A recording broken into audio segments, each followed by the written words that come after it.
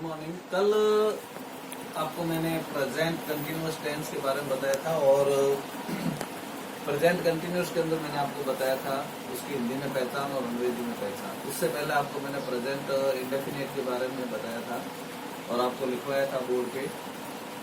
Present indefinite एक बार और मैं दोबारा रिवाइज कर रहा हूँ दोनों टेंसों को, जिससे कि आपको जो है दिमाग में क्लिक होता रहे बार बार। प्रेजेंट इंडेफिनिट ता है, ती है, ते है।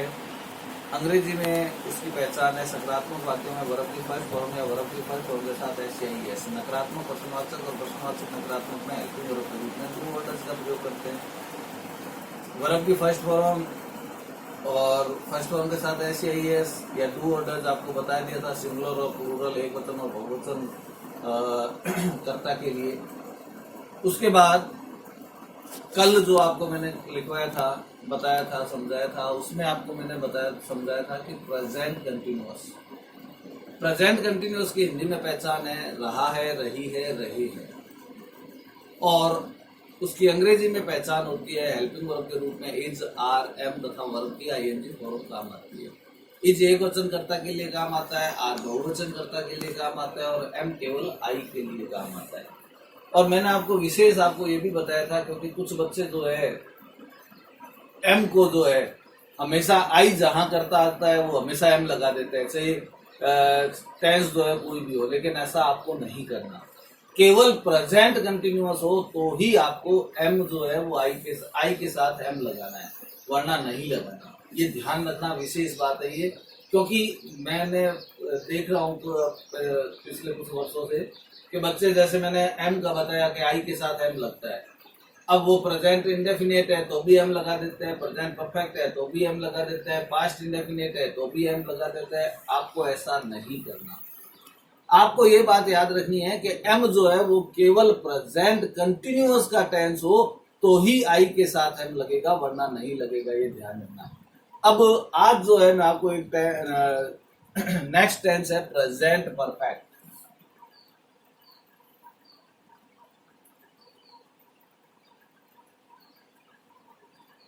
प्रेजेंट परफेक्ट, प्रेजेंट परफेक्ट, ठीक है ना। प्रेजेंट परफेक्ट, देखो प्रेजेंट परफेक्ट, अब इसमें थोड़ा सा दिक्कत है, आपको थोड़ा सा इसको समझना पड़ेगा। वो क्या कि देखो इसके हिंदी में, इसकी हिंदी में पहचान है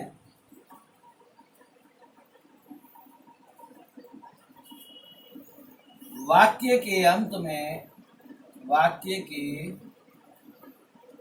अंत में चुका है, चुकी है, चुके हैं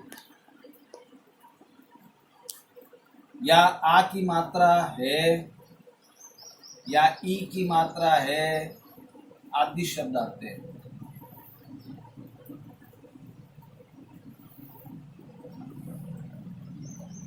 अब यहाँ पे थोड़ा सा विरोधाभास है। वो क्या है?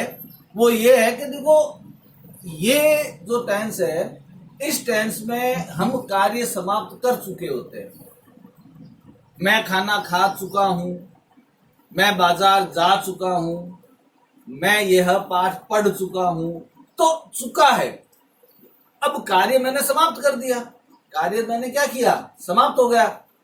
शुरू के अंदर मैंने आपको बताया था कि जो समय बीत चुका होता है उसे पास्ट में लिखते हैं। उसको किस में लिखते हैं? पास्ट में। तो आप कहोगे सर हमने तो कार्य समाप्त कर दिया, ये काम खत्म हो गया, ये समय निकल चुका है, अब आप इसको कह रहे हो प्रेजेंट में लिखना है। क्यों भाई, ऐसा क्यों सर? वो ऐसा इसलिए कि जो कार्य अभी वर्तमान में अभी अभी समाप्त हुआ है उसके लिए ये प्रेजेंट परफेक्ट है। प्रेजेंट परफेक्ट किसके लिए है? वह कार्य जो अभी अभी समाप्त हुआ है, जस्ट अभी। मैं खाना खा चुका हूं यानी कि मैं अभी अभी खाना खाया है मैंने।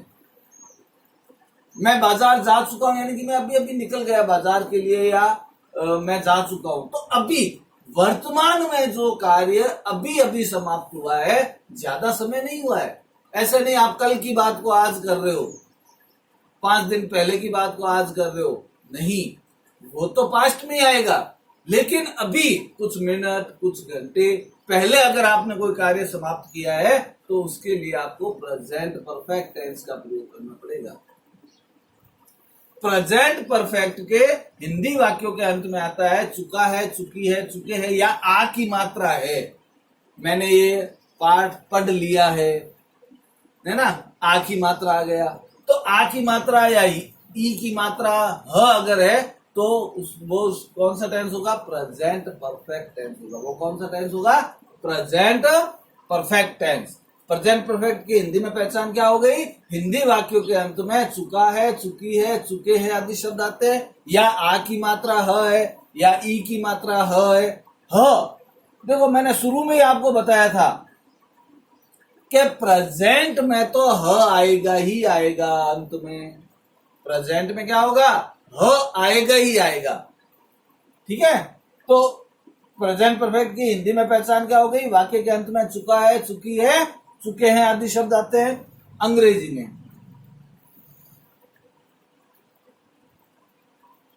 अंग्रेजी में हेल्पिंग वर्ब के रूप में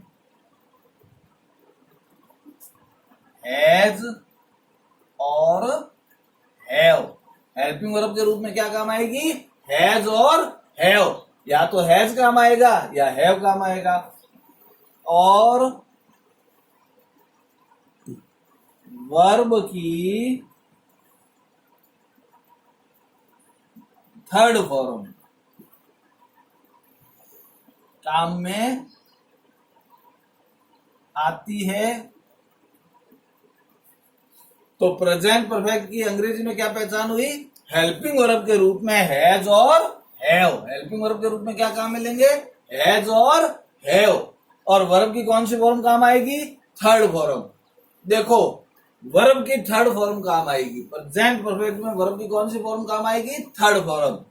हैज कौन से सब्जेक्ट के लिए आएगा? सिंगुलर। हैज कौन से सब्जेक्ट के लिए? सिंगुलर। He, she, it. या कोई एक वचन करता हो, कोई नाम हो, थर्ड पर्सन एक वचन है, तो आप उसके लिए किसका प्रयोग करोगे? हैज का। और हैव प्लूरल। हैव किसके लिए आएगा? प्लूरल। यानी कि यू, वी, दे, या बहुवचन थर्ड पर्सन कोई बहुवचन हो तो प्लूरल। आपको किसका कौन सी सहायक क्रिया का प्रयोग करना है? हैव का। हैज का प्रयोग कब होगा? जब एक वचन करता हो, यानी कि सिंगुलर करता है तो आपको सहायक क्रिया हैज का प्रयोग करना है। अगर प्लूरल करता है तो आपको सहायक क्रिया किसका प्रयोग करना है? हैव का प्रयोग करना है। तो प्रेजेंट परफेक्ट जो है वो इस तरह से है। हिंदी वाक्यों में इसकी पहचान है चुका है, चुकी है, चुके हैं आदि शब्द आते हैं। अंग्रेजी में हेल्पिंग वर्ब के रूप में हैज और हैव काम आता है। हैज एक वचन कर्ता के लिए आता है और हैव बहुवचन कर्ता के लिए आता है। ठीक है ना? अब पहले आप इसको उतार लो, फिर मैं इसके बारे में बताता हूं और आगे। उतारो आप इसको। उतार लिया? अब देखो मैंने आपको 3 टेंस करा दिए आज तक। करवा दिए ना? Present indefinite, present perfect, present indefinite, present continuous और प्रेजेंट परफेक्ट कंटिन्यूअस। 3 टेंस करा दी। इन तीनों टेंसों को अगर आपने गौर किया हुआ हो, अगर आपने इसको गौर करोगे तो आप देखोगे कि प्रत्येक टेंस की हेल्पिंग वर्ब जो है वो अलग अलग है। प्रेजेंट इंडेफिनिट में हेल्पिंग वर्ब डू डज थी। प्रेजेंट कंटिन्यू में helping verb is are am है।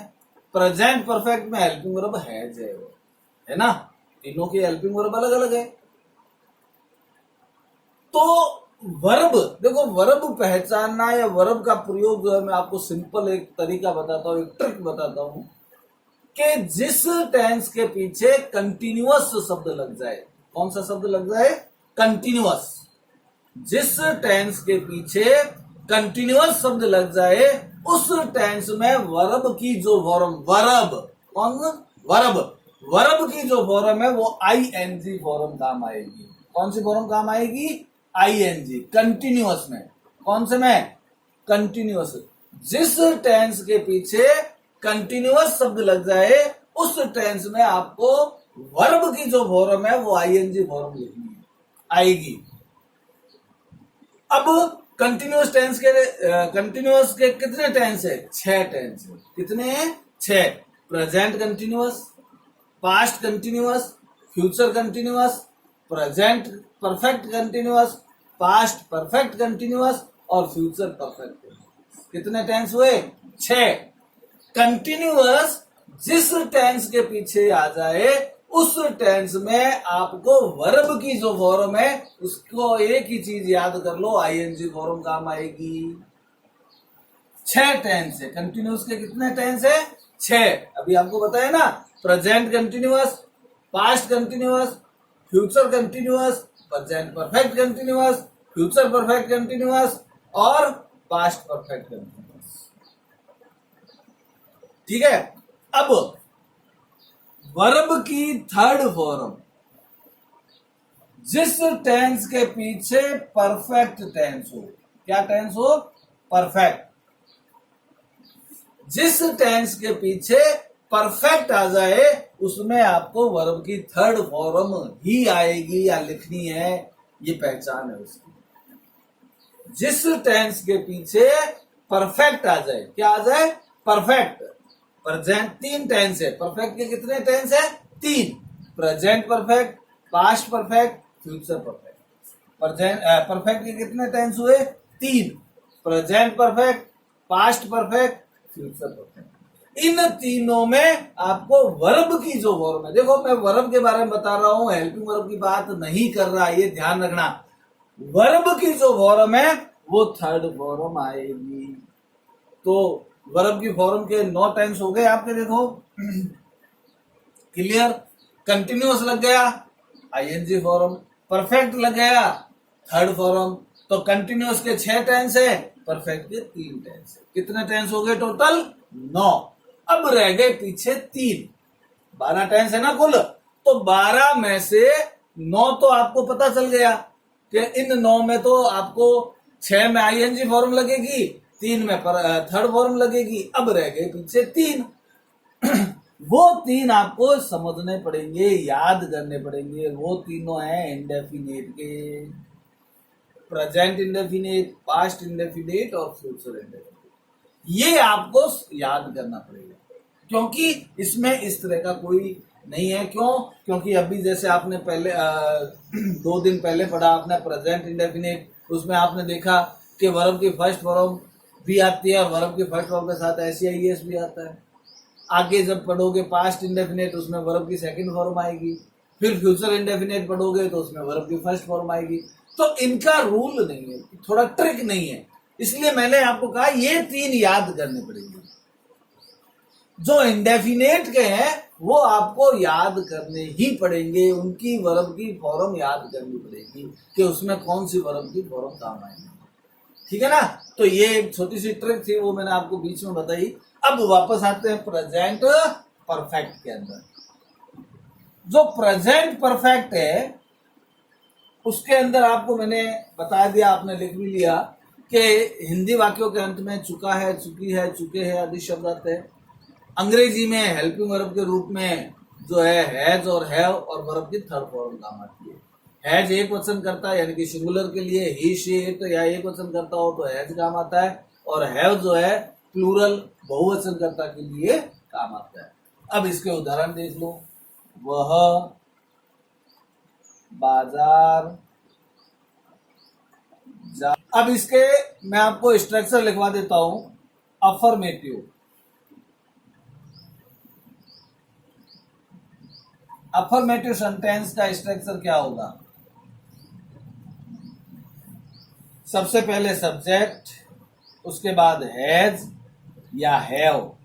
देखो मैं दोनों लिख रहा हूं, हैज और हैव, इसमें से एक काम आएगी। हैज हैव प्लस वर्ब की third form plus object.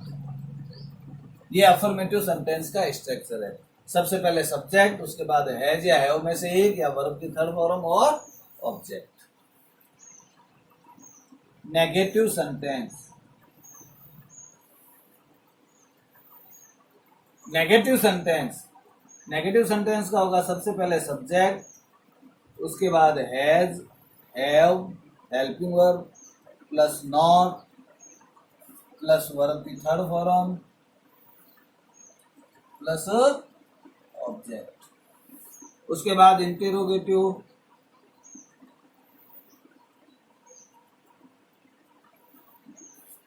Interrogative sentence. Interrogative sentence का क्या होगा? Has, have plus subject plus verb की थर्ड फॉर्म प्लस ऑब्जेक्ट और अंत में क्वेश्चन मार्क चिन्ह। फिर इंट्रोगेटिव नेगेटिव,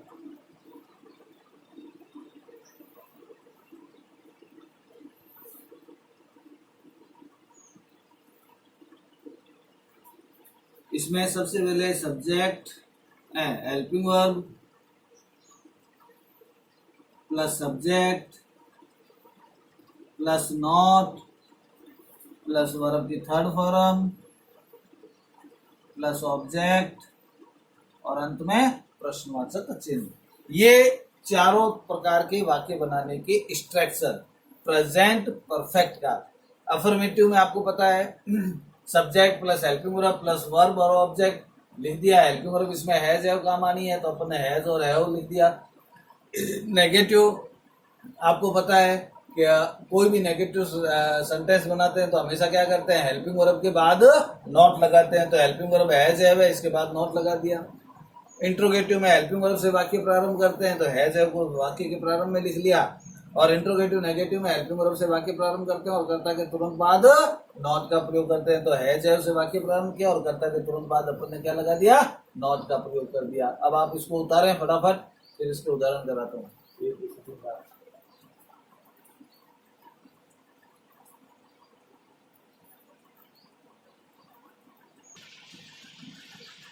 उतार लिया।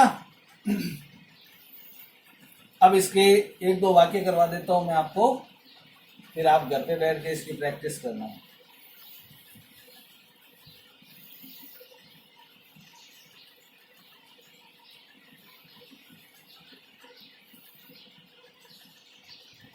राम विद्यालय जा चुका है। तो राम करता क्या है, राम एक वचन है तो हैज, राम हैज। गो की जानने को क्या कहते हैं, गो।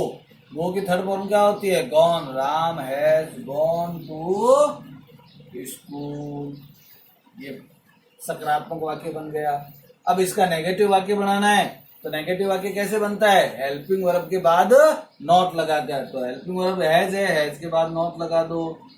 तो Ram has not gone to school. अब प्रश्नवाचक वाक्य बनाना है, इंट्रोगेटिव वाक्य बनाना है तो क्या करेंगे, हेल्पिंग वर्ब से वाक्य प्रारंभ करेंगे। तो हेल्पिंग वर्ब क्या है, हैज। तो has Ram gone to school.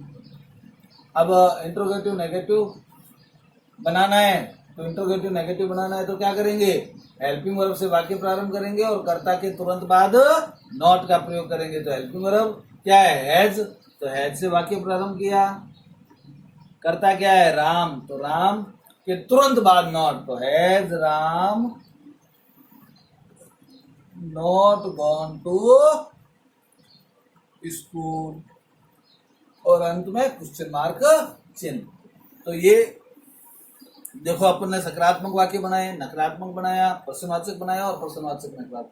बस आपको ये ध्यान रखना है कि अपने दिमाग में वो स्ट्रक्चर याद रखना है, वो नियम याद, इन तीनों का नियम याद रखना है। नेगेटिव कैसे बनता है, इंट्रोगेटिव कैसे बनता है और इंट्रोगेटिव नेगेटिव कैसे बनता है। अगर आपको वो नियम याद है फिर आपके कहीं भी कोई भी दिक्कत नहीं आएगी। क्यों? क्योंकि नियम से ही बनते हैं सारे। आपने देखा नेगेटिव हेल्पिंग वर्ब के बाद नॉट लगाना है, इंट्रोगेटिव हेल्पिंग वर्ब से वाक्य प्रारंभ करना है, इंट्रोगेटिव नेगेटिव हेल्पिंग वर्ब से वाक्य प्रारंभ करेंगे और कर्ता के तुरंत बाद नॉट लगाएंगे। ठीक है ना। तो अब ये एक और उदाहरण देख लें आप।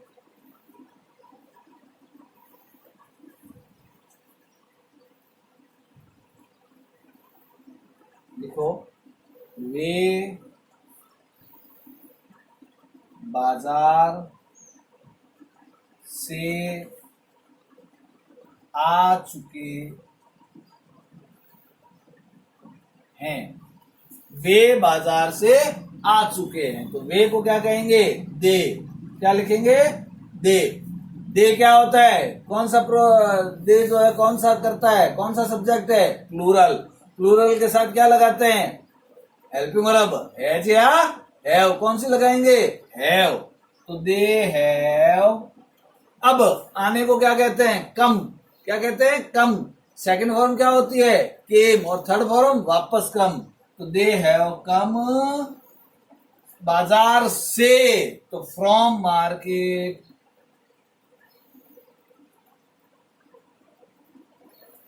दे have come from market. Negative बनाना है, हेल्पिंग वर्ब के बाद नॉट, तो they have not come from